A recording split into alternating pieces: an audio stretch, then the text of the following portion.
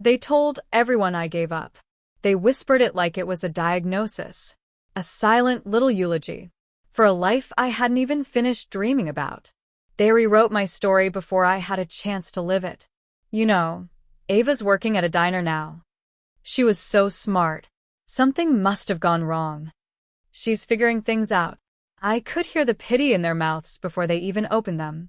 I could feel it before they looked at me. But they didn't know. They didn't see the way I clutched my bank statements like scripture. The way I circled apartments on Craigslist like they were galaxies. They saw me wiping tables. I saw myself building something. Quietly. Alone. It wasn't failure. It was something bigger. Just not visible yet.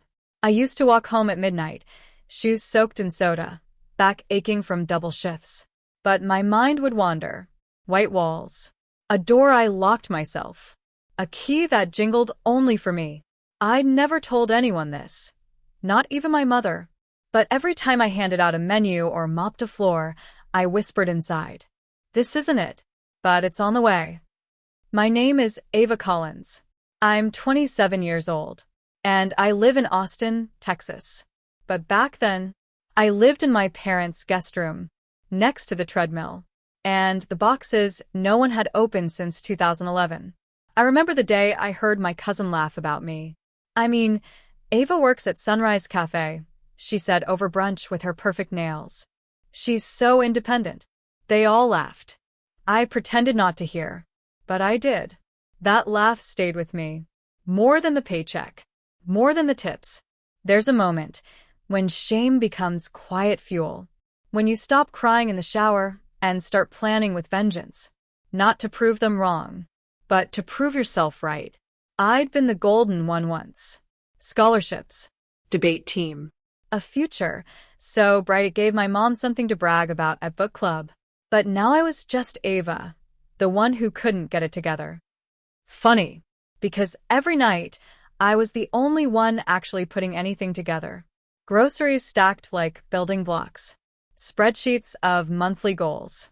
$11.75 saved here. $9.48 stashed there. I had a folder labeled Dream House, even when I barely had $300 to my name. But here's the thing they never understood. I didn't need a miracle. I needed time. Time and quiet.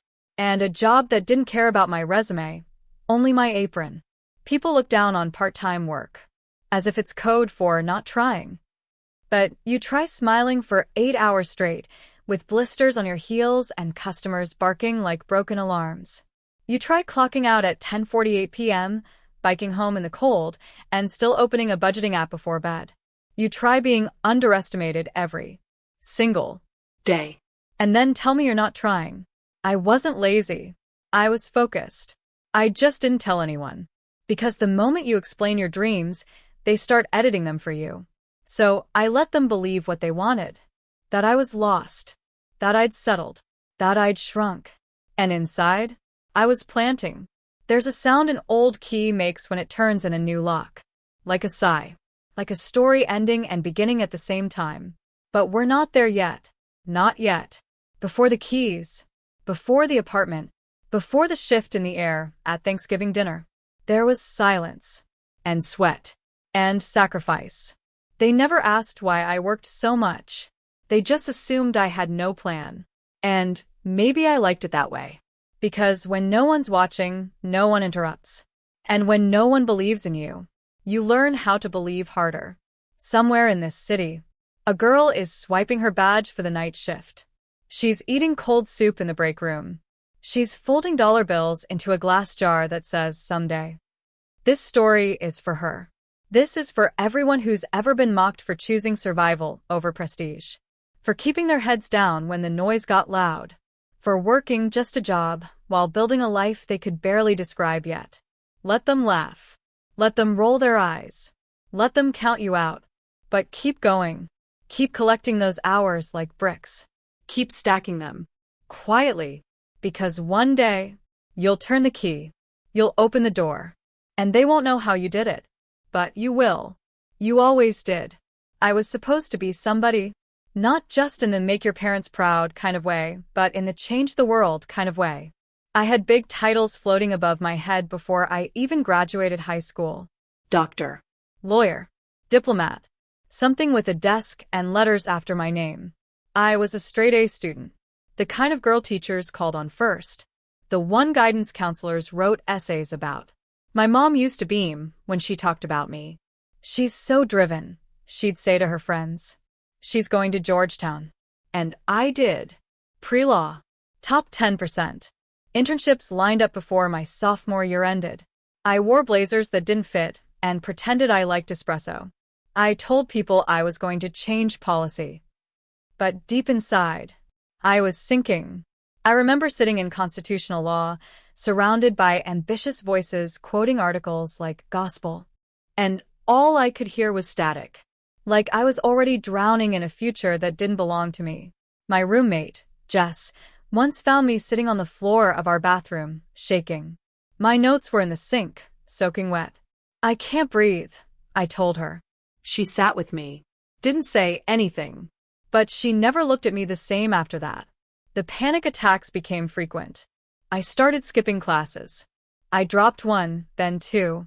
My GPA fell like a glass bottle from a ledge. Fast. Loud. Shattering. I didn't tell my family. How could I? My dad used to wear a sweatshirt with the Georgetown logo, like it was armor. My mom already had graduation invites drafted in her head. Instead, I told them I was reevaluating. That I needed a semester off. Just to reset. They told people I was taking a break. They whispered it with forced smiles. My aunt said, "Sometimes smart kids just burn out. She'll bounce back." My cousin told someone at a family dinner, "We don't really talk about Ava anymore." But I remember the exact moment I knew I couldn't go back. It was January. Cold, gray, the kind of sky that makes your chest hurt. I was working at a bookstore in DC, just part-time, just enough to pay rent and keep me busy. A little boy came in with his grandmother. He picked up a book about dinosaurs and started reading aloud, sounding every word like it was a song.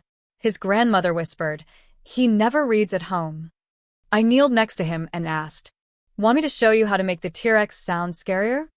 He nodded, wide-eyed. That moment, it felt real. More real than any courtroom vision I had forced myself into for years.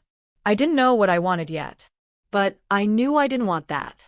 The version of life that looked good on paper, but made my soul shrink. I called my mom 2 weeks later, told her I wasn't going back to Georgetown. There was a long pause. Then she said, "Well, what are you going to do instead?" I said, "I don't know yet, but I'll figure it out." She didn't respond. That silence? It rang louder than any scream. For a while I floated. Back in Austin. Back in the guest room where my childhood trophies collected dust. Back to feeling like a letdown. My parents didn't say much, but their eyes said everything. I'd pass by the dining table and hear them lower their voices. "She just needs direction," my dad would say. She used to be so motivated. My mom once asked if I wanted to apply for a receptionist job at her dentist's office. I said no. She didn't ask again. It was like they were grieving the version of me they had invested in. The Ava with a plan. The Ava with a title. Now I was just Ava. The girl making lattes for high school kids and leaving sticky notes around the house that said things like, "Sorry I used the last of the milk," and "We'll pay rent this Friday." I didn't feel like a person anymore. I felt like a shadow of someone I was supposed to become. But somewhere in the haze, I started working again. Sunrise Cafe wasn't glamorous. It was open 24 hours.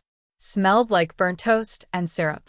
I wore a uniform with a name tag that said AVY because someone printed it wrong and no one ever fixed it. At first, it was survival. Just a paycheck. Just enough to not feel completely broken. But then something shifted. One night, after closing, I found myself reorganizing the condiment shelf just because I couldn't sleep. Another day, I helped an elderly man fix his smartphone so he could call his daughter. He looked at me with watery eyes and said, "I haven't heard her voice in 2 years. You just gave me my life back." I went home and cried that night. Not out of sadness, but because for the first time in months, I felt useful. Not on paper, but in someone's heart. And that was the beginning. It started as whispers. Little fragments of belief. Not from the world, but from me. While everyone else was waiting for me to snap out of it and return to the life they planned for me, I was quietly crafting something better. I didn't announce it, Didn't post about it. didn't need applause. But in the background, I was saving, tracking every dollar, researching side hustles, teaching myself digital marketing during slow shifts. It wasn't dramatic. There were no fireworks, just late nights, tired feet, and a hunger that lived in my chest like a second heartbeat. And no one noticed. Not yet. But I had started over. And this time, I wasn't waiting for permission. I didn't plan for it to start this way. It was a Tuesday morning at Sunrise Cafe, sometime around 9:40 a.m., just after the breakfast rush. I was wiping down the counter, half listening to a podcast through one earbud, when a regular walked in, Mrs. Dempsey. She always ordered the same thing: one blueberry muffin, one black coffee, and 3 packets of sugar on the side, even though she only ever used 2. But that day, she didn't order anything. She stood by the door, clutching her purse like it held her whole life inside it. I walked over and said, "Everything okay, Mrs. Dempsey?" She looked up, blinking like she had just returned from another planet. "I got a new phone," she mumbled. "My son sent it to me, but it's smarter than me." She laughed, but it broke halfway. Like her voice didn't trust joy anymore. I reached out. "Want to sit down? I can help." She hesitated, then nodded. We sat in a corner booth for almost an hour. I showed her how to swipe, tap, hold, close. We set up her voicemail together, changed her ringtone to something called Evening Haze. At the end, I opened the video call app. She stared at the screen. "No," she whispered. "He lives in Colorado. I don't want to bother him." I pressed the call button anyway. When her son answered, her hand flew to her mouth. "Mom," he said. Are you calling me on video?" She couldn't speak at first. Just nodded, smiling through her tears. "You brought my baby into my living room," she whispered to me. "Thank you." That was the first time it clicked. Not just the phone, but me. What if there were more Mrs. Dempseys? More people feeling locked out of a world that was sprinting ahead without them? That night, I went home and opened a blank Word document. I typed the title in all caps. Digital Hugs for Seniors. I laughed. It sounded silly. Too soft. Too small. Too unimportant. But it was something. And it was mine. At first, it was just an idea. I started offering free tech help sessions at the cafe during slow hours. One laminated flyer taped to the front door. Need help with your phone, tablet, or email? Ask for Ava. No one came the first week. Second week, Mrs. Dempsey returned, with a friend. Then came Mr. Lawrence with his cracked iPad, then Connie with her Kindle that hadn't updated since 2016. By the end of the month, I had a regular Tuesday and Thursday tech hour with a rotating group of 6. We sat in the back booth, sipping coffee, sharing devices like secrets. I watched them light up when they unlocked features they didn't know existed. Facial recognition, voice commands, emoji reactions. One man, Joe, a widower, sent his very first group text to his kids and grandkids. "Look who's learning new tricks. Love, Grandpa Jay." He received 17 replies within 5 minutes. He read every single one out loud like they were gospel verses. It didn't make headlines, I remember thinking, but it mattered. I started learning too, not just how to teach, but how to listen. They told me things they never told their families. About fears of forgetting passwords, and also memories. About feeling invisible at grocery stores. About how no one calls anymore, just texts or sends short videos. I created simple handouts. 1-page guides with screenshots. No jargon, just steps. I printed them with my tip money. Stapled them with love. Called them Ava's Tech Tips. At some point, Connie suggested I charge a small fee. "I'd pay double," she said. "This is better than therapy." But I couldn't bring myself to charge, not yet. It didn't feel right. These weren't customers. They were students, yes, but also friends. One day, I received a card from Mr. Lawrence. Handwritten. Inside, a $50 gift card to a bookstore and a note. You didn't just teach me apps. You reminded me I'm still part of the world. That card sat on my nightstand for 6 months. It reminded me I wasn't wasting time.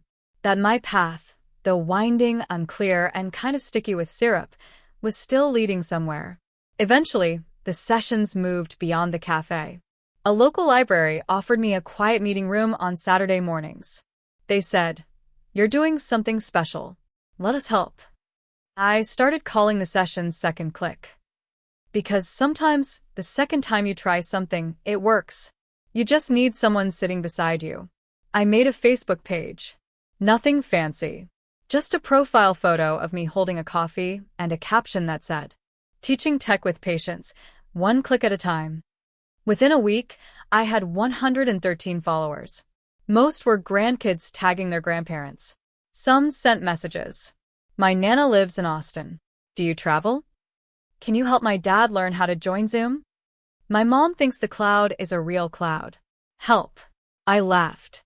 And then I said yes. Every single time. Growth didn't feel like a boom. It felt like a bloom. Slow, quiet, soft, but steady. I made house calls. Sat on porches, and in living rooms and at kitchen tables. I helped people apply for jobs, fill prescriptions online, set up grocery delivery, and sometimes just connect to a grandson in Ohio. They started calling me the Tech Whisperer. I didn't correct them. I created a simple website, booked appointments through a free form, put together a 5-page PDF called the Digital Starter Kit, sent it via email, and printed it for anyone who needed a physical copy. Still, I kept my job at Sunrise Cafe. It kept me grounded, reminded me where it all began. I'd wipe counters and brew coffee in the mornings, and by afternoon, I was walking someone's grandmother through Gmail. It didn't feel glamorous, but it felt real. And for the first time in a long time, I wasn't ashamed when someone asked me what I did. One evening, my brother Ethan called. We hadn't talked in months. "Hey," he said, "Mom says you're doing something with old people and iPhones?" I laughed. "Something like that." There was a pause. Then, "She also said you seem happy." I swallowed hard. "Yeah," I said. "I think I am." He didn't say much after that. But something had shifted. Even he could hear it. My world had changed. Not with a bang, but with small moments that built upon each other like bricks. Mrs. Dempsey. Joe. The cracked iPads and long-forgotten passwords. The smiles. The thank yous. The quiet knowing that what I was doing meant something. Not just to them, but to me. I wasn't Ava the dropout. I wasn't Ava the disappointment. I wasn't even Ava the barista anymore. I was Ava Collins, builder of bridges, translator of tech, and maybe, just maybe, a teacher of something bigger than screens. hope. Growth was quiet at first, like a plant you don't notice until one day it's brushing against your window. It started with word of mouth. A friend of a neighbor, a cousin of a church member, a retired nurse who wanted to learn how to organize her family photos in Google Drive. I built a wait list. Not on purpose. Just, I couldn't keep up. And that's when I had the idea. What if I trained others to do what I do? People with kindness, with patience, with a love for teaching, not just knowing. I wrote a basic curriculum. I called it the Second Click Certification. 8 modules, 5 quizzes, 1 live session with me. In the first month, 12 people signed up. In the third month, we had 48 certified mentors, mostly women in their 30s and 40s who'd left careers or paused them, just like me, and were now rediscovering purpose through helping others. We branded it officially. Second Click, digital patience for every generation. I partnered with a senior center in San Diego, then another in Phoenix, then a library system in Oregon that wanted a full pilot program. By year's end, we had 4 paid part-time trainers, 78 active volunteer mentors, over 3,000 seniors served across 5 states, and a growing online community of 6,500 people. Our email newsletter? 78% open rate. That's higher than some Fortune 500 companies. I didn't care much for the numbers. But I needed them for grants, for reporting, for people to take us seriously. Because despite everything I was building, my family still didn't. One Sunday, I went to visit my parents. Dad was watching a baseball game. Mom was folding laundry. I told them about Second Click. How we were launching a small app. Simple layout, big font, step-by-step tutorials. The goal was to help seniors use phones without needing YouTube or a teenager. Dad didn't even look up. Mom nodded. That's nice, honey. Still doing cafe shifts? No, I said. Not for a while. Second Click's full-time now. Oh, She folded a towel. But how do you make money? It's sustainable. We do partnerships, community programs, and training sessions. Plus, we just landed our first grant. She offered a polite smile. Just be careful, Ava. That tech stuff comes and goes. I wanted to scream, but I didn't. Instead, I cleared the plates after dinner and drove home in silence. The indifference was always louder than disapproval. My cousins would ask about Ethan's real estate career or Haley's medical residency. When it came to me, the room went quiet. She's doing something with phones? Some kind of teaching thing, I think. She's always been the free spirit. They'd say it like I was a stray dog they'd let into the house once and never forgot. I wanted to yell, "Do you know what I've built? Do you know how many people cried when they saw their grandchildren on a screen? Do you know what it means to give someone their dignity back, one tap at a time?" But I didn't yell. I just smiled and kept building. Meanwhile, our work kept blooming. We started tracking impact stories. Testimonials rolled in daily. Because of Second Click, I was able to register for the COVID booster without help. I finally emailed my sister after 5 years. She replied within an hour. My husband passed away and I didn't know how to cancel anything. Your guide walked me through it all. We created a thank you wall in our virtual HQ. Dozens of messages, screenshotted, printed, and framed. Still, my family barely noticed. The turning point came when we got invited to present at a regional nonprofit tech conference in Seattle. I was the keynote. Me. Ava Collins. Former dropout. Former cafe girl. Now, founder of a grassroots tech empowerment program serving over 10,000 seniors and counting. I stood on that stage in a blazer I bought secondhand and heels that made my toes scream. Behind me, a slideshow of faces. Laughing. Crying. Connecting. I spoke for 28 minutes. I ended with a story about Mrs. Dempsey and her son. When I finished, the room gave a standing ovation. One woman came up to me, tears in her eyes. My dad died last year. He never learned how to call me on his phone. I wish you'd existed back then. That night, I sat in my hotel room alone, eating pad thai from a paper container. I looked around at the silence. And I didn't feel lonely. I felt whole. But back home, things hadn't changed. During Thanksgiving dinner, I sat between two of my cousins, both doctors, while my uncle asked Ethan if he'd thought about investing in property overseas. No one asked me about Seattle. No one mentioned Second Click. And I realized something. They weren't ignoring me because they didn't love me.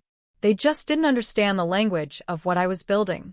They wanted to see diplomas, promotions, physical proof. But my work didn't live in paper. It lived in people. And that was enough for me. Even if it wasn't enough for them. That winter, we passed 20,000 seniors served. We launched the app.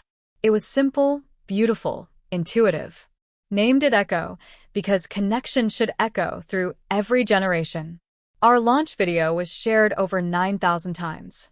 A local TV station did a short feature on our work. Still, my mom sent me a video the next day of someone else's daughter winning a scholarship in Florida. "She reminds me of you," she wrote. "She's so passionate." I laughed. Then I cried. Then I got back to work. Because success had never been about being seen. It was about seeing others. And giving them the tools to stay visible in a world that forgets so fast. I was thriving. Outwardly. Inwardly. Quietly. And even if my family never fully saw it, I had finally learned to see myself. It happened on a Tuesday. A regular, unremarkable Tuesday. The kind of day you'd forget unless something extraordinary interrupted it. I was sitting at a local community center in Los Angeles. We were onboarding a new batch of volunteers, some college students, a few retired teachers, even a former nurse. The air smelled faintly of coffee and photocopy ink. A projector hummed. I was mid-sentence in my Why We Matter slide when the center coordinator popped her head in. Ava, sorry to interrupt. There's a guest who wanted to sit in quietly. Her name's Sarah. She's a journalist or maybe a donor. Not sure. She didn't RSVP. I nodded. Send her in. I barely looked up when she entered. She took a seat in the back. Blonde hair in a loose braid. Notebook on her lap. Eyes alert, but soft. I went on. After the session, I found her lingering near the hallway bulletin board. Hi, I said. Ava. I know, she replied, smiling. I'm Sarah. I came because, well, I wasn't sure at first, but now I am. I raised an eyebrow, waiting. She hesitated. Took a breath. My fiancé's grandmother hasn't left her apartment in 6 months. She doesn't talk much. Barely eats. Says the world moved on without her. I felt a pang in my chest. But 2 weeks ago, Sarah continued, she got a call on her iPad. She didn't know how to answer it. She panicked. Thought she broke something. She looked up, her eyes wet. Then she opened this app, Echo, and tapped the Help Me button. It connected her to a volunteer. A woman named Lucy walked her through the whole thing, step by step, like it was nothing. I smiled softly. That sounds like Lucy. Sarah nodded. Turns out, that volunteer call wasn't just tech support. It was hope. That night, Grandma called us herself. We heard her voice on speaker for the first time in weeks. She cried. My fiancé cried. We all did. I swallowed hard, a lump forming in my throat. Sarah paused, then added quietly. She said, and I quote, "That Echo girl saved me from disappearing." She looked straight into me now. And I've been trying to figure out who built it. Your name was buried deep in the credits. But I found it. I stood frozen, somewhere between breathless and dizzy. She took a step closer. You're Ava Collins? I nodded slowly. Yes. Sarah blinked, stunned. I was not expecting this. I thought you'd be in a glass office somewhere. A CEO in heels and a headset. I laughed. I have a heels, just not the headset. Then she did something I'll never forget. She reached into her bag, pulled out a photo. An old woman with gray curls and wide eyes. This is her. Eleanor. She asked me to tell you something if I ever met you. She handed me the photo and whispered. She said, tell her I remember her even if no one else does. My hand trembled as I held the photo. My throat tightened. No spotlight. No applause. Just one person. One family. One voice refusing to stay quiet. I excused myself and walked to the restroom. Locked the stall. Sat down and let the tears come. Not because I was sad, but because in that moment I was finally seen. Not by my family, not by an audience, by the universe, by the work, by someone who had nothing to gain by recognizing me. And that meant everything. 2 weeks later, I got a letter in the mail. It had no return address. Inside was a folded newspaper clipping from a local LA publication. The app that's helping seniors feel human again. The byline? Sarah Michaels.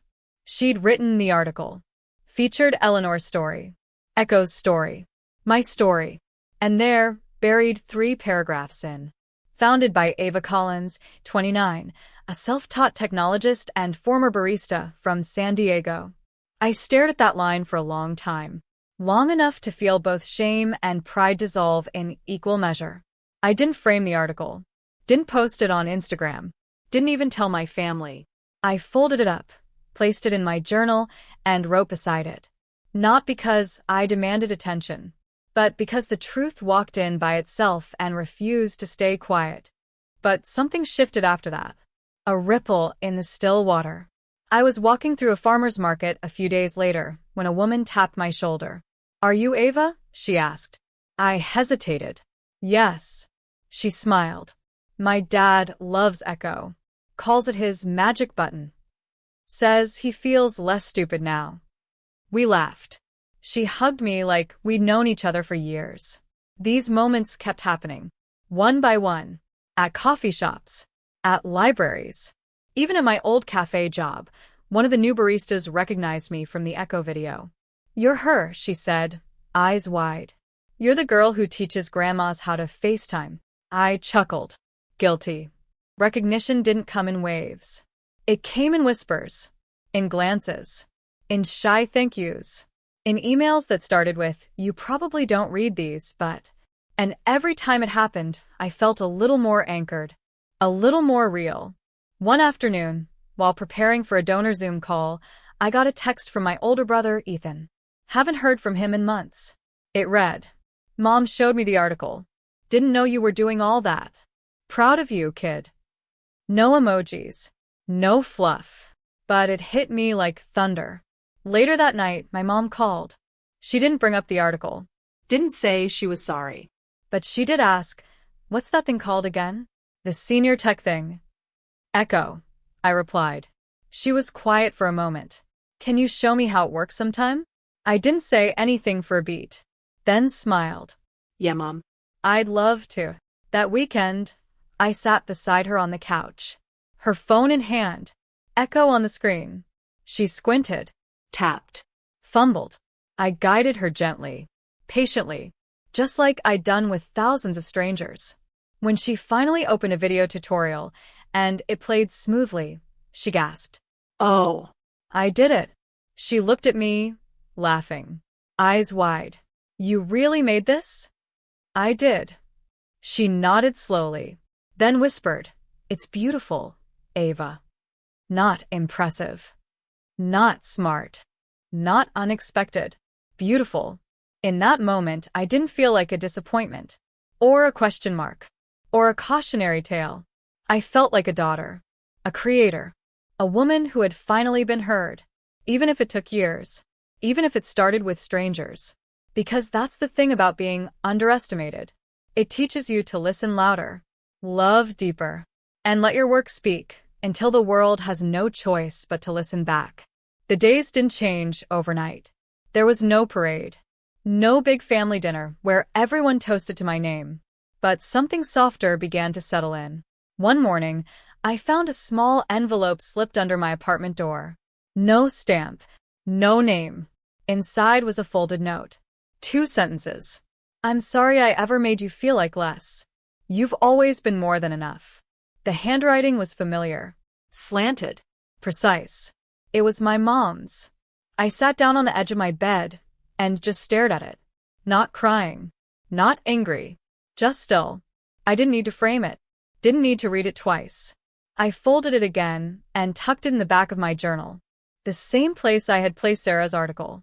I didn't keep it because of pride. I kept it because it finally brought peace. There's something unexplainable about healing. It doesn't shout when it arrives. It comes like rain after a long drought, quiet, soaking, almost invisible until everything starts to bloom again. I found myself going on more walks, breathing slower, sleeping deeper. The tension I carried in my shoulders since I was 19 began to release. I even stopped correcting people when they misunderstood what I did.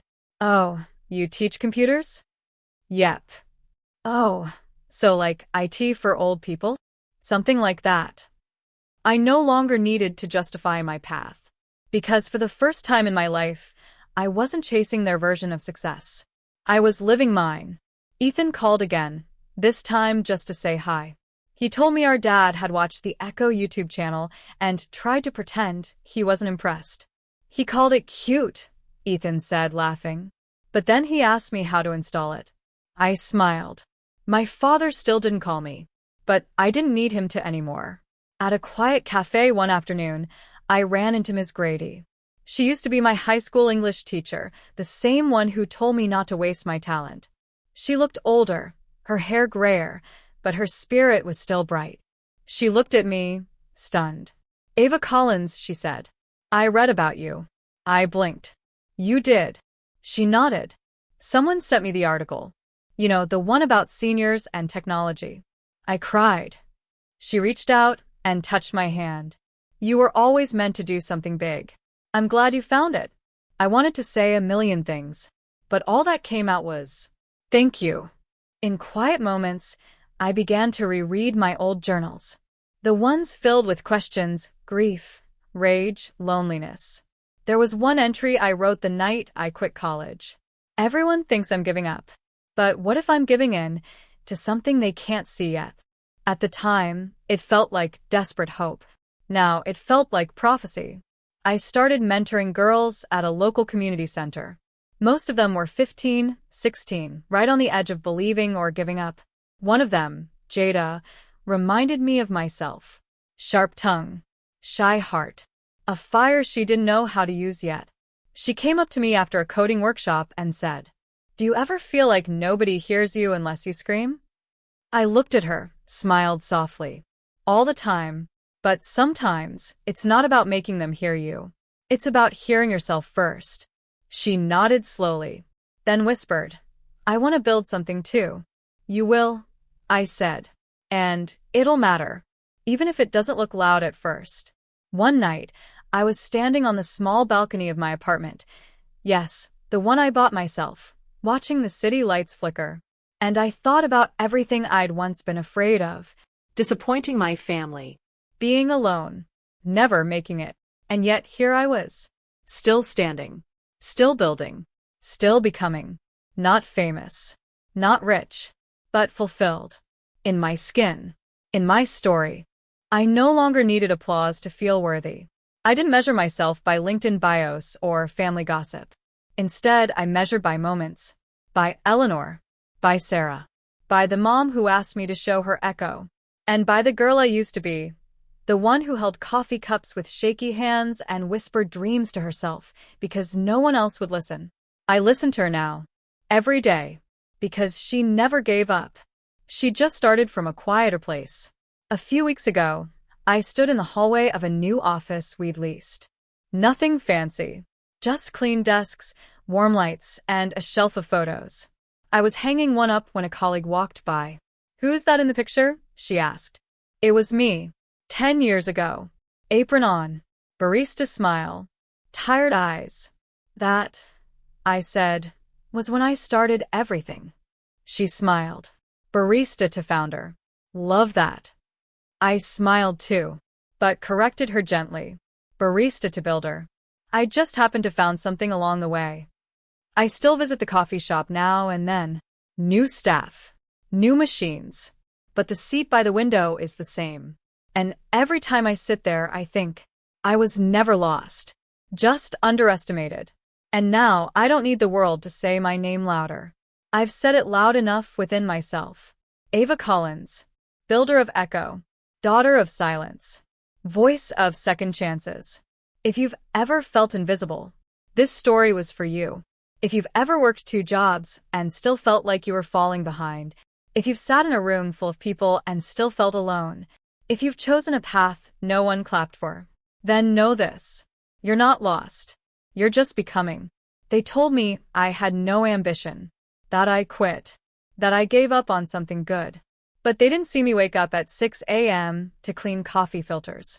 Didn't see me spend my lunch breaks helping a 70-year-old man FaceTime his granddaughter. Didn't see me coding late at night in a 1-bedroom apartment, lit only by a single lamp and unreasonable hope. They didn't see it because I wasn't loud. But loud isn't always right.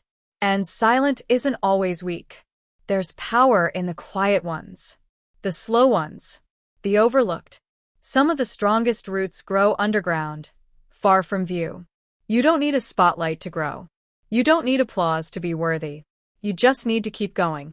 If you're watching this and feel behind, let me ask you this. Behind?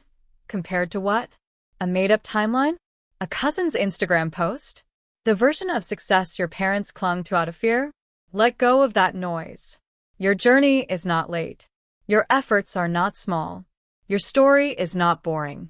It's real. And real is what we need more of. Where are you watching from right now? A dorm room? A shared apartment? Your car between shifts? Maybe you're folding laundry. Maybe you're crying into a cup of tea. Maybe you're scrolling through comments, wondering if anyone gets you. I do. We do. This space is for us, the quiet builders. The ones who started from small and dared to keep going anyway. Tell me your story in the comments. Even if it's messy. Even if you think it's not special. Especially then.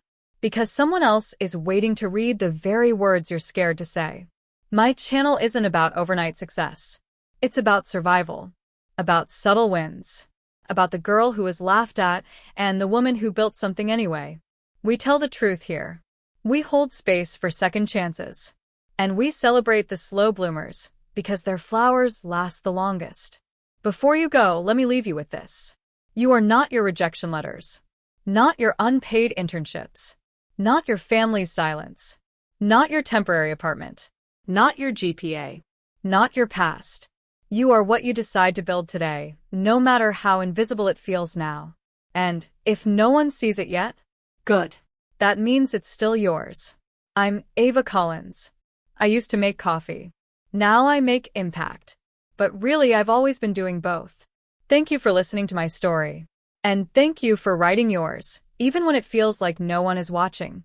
Because I promise someone is. And they need to see you not.